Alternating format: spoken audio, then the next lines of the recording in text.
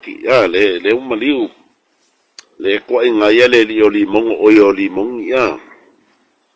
toli ya e pa wa fo kwang isko inga le oli mong ale kuria me ale on sa ya lue se o ka ke fa penga on sa ile o ke asisi la me fa pui pui lo ke le kuria lo fa salanga mai on sa i ke ya realme si mi che faccio io spanca ma io occupo schele che hanno over pui kamanga che la kuai over pui non so miliona ya e che la kuai che ngofo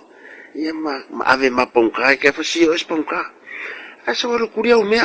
la sa vai kamala o ngo ke kamiki o nga so ask ba la fiafi si kama story like ki vo ide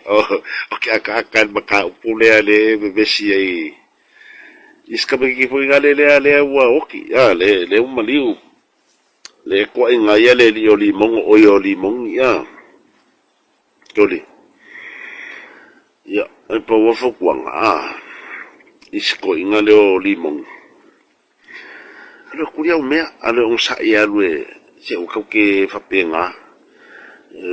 on sa ile o ke asisi la me fa pui pui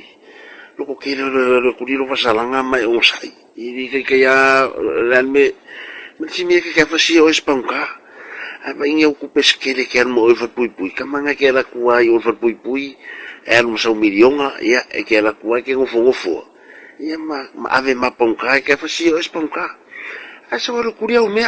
la sa vai kamala o ngo ke kamiki o nga so askama